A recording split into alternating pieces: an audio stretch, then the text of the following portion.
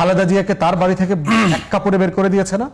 সেদিন গণমাধ্যমে, সুশীল সমাজে, বাংলাদেশ রাষ্ট্রে এই মায়াকান্না আমরা দেখি নাই। খালেদা জিয়া তো স্বৈরাচার ছিলেন না, অগণতান্ত্রিকভাবে রাতে ভোট করে 16 বছর দেশ চালান নাই। খালেদা জিয়া তো হাজার হাজার 5-6 হাজার মানুষকে গুম খুন করেন নাই। তাহলে 32 ভেঙে দেওয়ার প্রশ্নে এত মায়াকান্না কোত্থেকে আসতেছে? খালেদা জিয়ার বাড়ি থেকে বের করে দিয়ে এক রাতে যে বুলডোজ করে দিল তার 40 বছরের বসতি, সেখানে ব্যাপারে এত কান্নাকাটি তো আমরা দেখি নাই। তাহলে প্রশ্ন হচ্ছে যে আপনি কোন ধরনের রাষ্ট্রের জন্য কাঁদবেন আর কোন ধরনের রাষ্ট্রের জন্য কানবেন না, সেটাও কিন্তু ন্যারেটিভ ঠিক করে দিচ্ছে, বয়ান ঠিক করে দিচ্ছে। তো সেই জায়গাতে আমরা বোধ করছি গণ অভ্যুত্থানের লড়াইতে যে আকাঙ্ক্ষাটা ছিল, এই আকাঙ্ক্ষাটা আমার মুক্তির লড়াইয়ের আকাঙ্ক্ষা। এটা 71-এ স্বাধীনতার ঘোষণাপত্র এই আকাঙ্ক্ষা ছিল যে আমি একটা জনগণের রাষ্ট্র বানাতে চাই।